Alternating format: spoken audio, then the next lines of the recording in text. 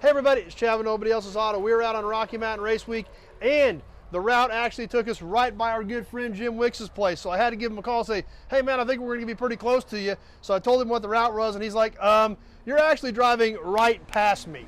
So I was like, well, I guess we're gonna stop. You've always got cool stuff to check out, and you're a Ford guy, we know that, but you've got Mustangs running out of your ears this time. You've always got a lot of Mustangs. We've always got a lot of neat stuff around. We've got some stuff here that would be some really cool projects. You know, right over here we've got 2 Mustang convertibles in that, but we start first with a 1969 Mustang convertible, which is a really, really rare car. This is a car that no dealer in his right mind would have ordered. It had to be done.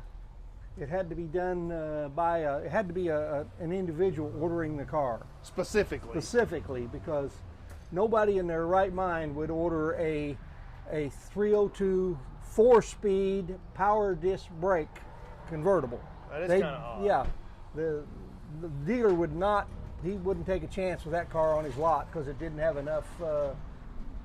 Just didn't have enough amenities. Right. So this was bought by somebody that wanted to enjoy a 4-speed and be able to stop. And it looks like it's pretty much all there. It is. It's not a huge rust bucket by any means. It would be a great car to start on, or maybe make a Shelby clone out of.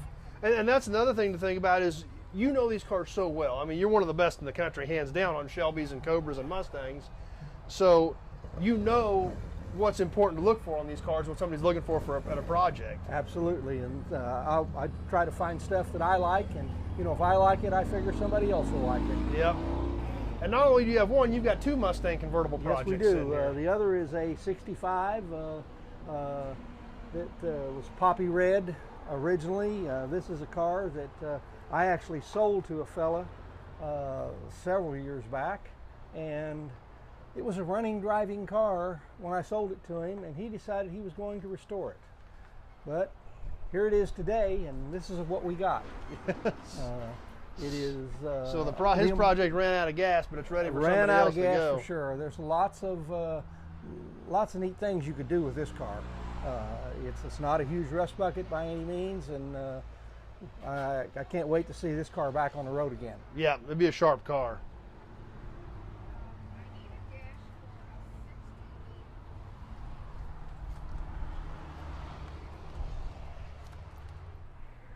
Well, Jim, we've seen some convertibles. You've got Fastbacks, you've got Coupes. Let's check out a few Coupes. Well, right here we've got a 67 Coupe to the front, and this is a 68 right here at the back. And this would be a great opportunity to show the folks a couple of the main differences between a 67 and a 68. Because they are very similar. Very similar, and if you see them go by fast, you pretty much can't tell. So in 68, you had a clean side with a simulated scoop, and on the 67s they were like 2 individual pieces that had a pot metal bezel that separated the 2 fake air vents. I see. And 68 is when the federal law changed and they had to have side marker lights.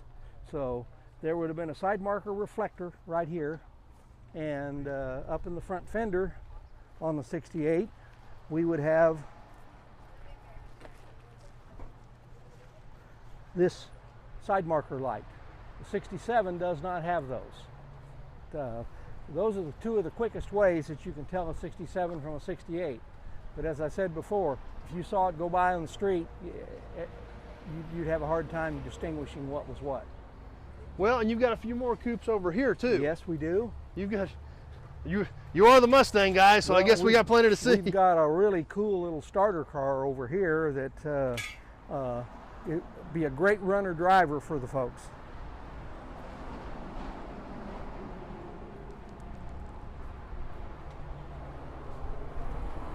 So this is a sharp little car. Yeah, this is a 68. It's got the sport package on it with the side stripe.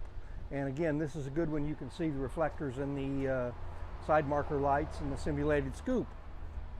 This car has been dolled up a little bit with some aftermarket aluminum slot wheels, which would be, you know, dead on period correct. Oh, absolutely. What day 2 type modification in this era. Yes, very much day 2 modification that you know, everybody would drool over to have these wheels on their car. Yep. So again, this is just a 6-cylinder automatic, but it is a super solid little car. Be a great car for somebody just entry level into the market to go and enjoy. Just have some fun with it. Yep. Now over here we've got another coupe, and this would be a 67 and with this is the a 67. It's got little the 2 scoops. vents. You can see the simulated brake scoops in the quarter panel. And the quarter panel is free of the reflector, and the front fender's free of the little side marker light. This says 289, so this would have been a V8 car. This would have been a V8 car. This was a 289 C-code 2-barrel car. Neat thing about it is it's very, very solid, and it is a factory air car. And it looks like it's factory red. Yes, factory red and red, and factory, you know, factory air, power steering. Man, that's about as good as it gets for a little driver. Yeah, coupe. if you want a nice little coupe project with some of the good stuff on it, that's it. And a great color combination. I agree. Now we get into a little bit more of what everybody seems to ask for. Fastbacks. Yeah, fastbacks. Everybody is always calling about fastbacks. And this is a 1969 Mustang fastback, sports roof in that terminology of the day. It was born a 302 with a 3-speed. So it would have just been an everyday driver, fun sports roof car. It has had some modifications done, which will be really good for the next guy. It has Mustang 2 front suspension in there. And it was running and driving with another motor in it, and some things years ago, and the motor went bad, and it was a father-son project. The son ended up going off to the military, and so here's the car basically as it came to me. So, but it's already got the upgraded front suspension under it. It's a good solid fastback body. That's what everybody's looking for to start with. And another plus, it's got a 9-inch rear end under it already. Oh wow! So that means a lot. But the frame rails are as nice as you'll ever find. The floor pans are pretty good also. One door had been hitting the door, and looks like you've got a replacement door for it. Replacement door there for it. It has a complete interior.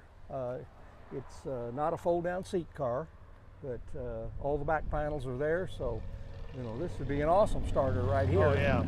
And they did a very nice job on replacing. They did a very nice job on replacing the shock towers as well. So again, on to the 67. You got a 67 fastback too. Well, yes, and I get this one's something fresh, and I get calls all the time for 67 fastbacks. Yeah, those so are tough to find, but you've got one in stock. Yeah, this one recently came along.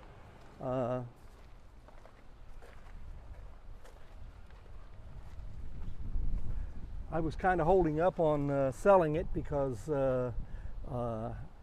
I found a really nice, some really nice donor pieces that off of a 67 Shelby fastback clone that had been wrecked. Oh. And I thought, boy, that would be neat maybe to put on this. But yeah. This was a car that was going to be made into a race car at one time. Everybody's got a dream. Oh yeah. You know, so many of them never finish them. But they were going to put aluminum panels in the floors, and right now we've got a one-piece floor pan that goes with it. We've got all the interior, and we've got a fold-down seat. This is a fold-down seat car, so that's really desirable. You probably got the other door for it as well, though. Yes, yeah, the other door's in. So you basically got car. a complete rolling body here. Yes, pretty much. Which is what you need to start with. We don't have front and rear valances or bumpers, but we have the back glass and windshields. You know, that's cheap. Mustang windshields are very they easy make to those come all by the time, so. And very economical. So this car having the back glass and having the door glasses, that puts it well along the way to make something really cool. Hope everybody enjoys it. So, well, like we always tell you, this is our Ford guy. We call him Wikipedia. I don't Google performance Ford questions. I call this guy. You Google it on the internet, you get 38 different answers. I call this guy and he just recites the answer back to me. He's our go-to guy on this Ford stuff. Mustangs, Shelbys, Cobras. He's your man. Whether you're looking at one at a big auction that you need inspected, you're looking for a project, you're looking for the correct parts. And that's another thing, carburetors, manifolds, all that stuff, you know what to make these cars right. I've always been a Ford enthusiast and always a fan of anything performance Ford, so I gathered up pieces and parts since the 70s. Well, and just another little thing here, if anybody really ever doubts this, Jim, and this is a congratulations to you, you recently just held your 50th Mid-America Shelby show. Yeah, we had our 50th Mid-America Ford and Shelby Nationals, which was an event that I started from, you might as well say, a backyard picnic, in that we had 16 cars and 30 people, and in the high time of this we had about 1,300 cars, people from 37 states and 8 foreign countries. This year we had people from 3 foreign countries and about 30 states. So it's a huge success. We do it in Claremore, Oklahoma now, which is very user-friendly for all the people that come. We run Howlett Motor Racing Circuit with a 2-day open track and have a real vintage race exhibition with some of the coolest cars you'll ever see. So if there's any doubt that this guy knows Fords, literally you've been involved with these cars since they were just right off the showroom Well, floor. pretty much since nobody cared. I still own the 66 Shelby that I bought in 1970, so I'm a day one enthusiast in this. So a ton of experience, a ton of knowledge there. That's what's so important about buying these cars, is talking to a guy like Jim. He can lead you down the right path. So Jim, we thank you for sharing some of these projects with you, or with everybody. And if you need any questions, you give me a call. I can get you in touch with Jim. He's our guy on Ford stuff. Jim, thanks a lot. Hey, I appreciate thanks, Chad. it. Always appreciate you coming by.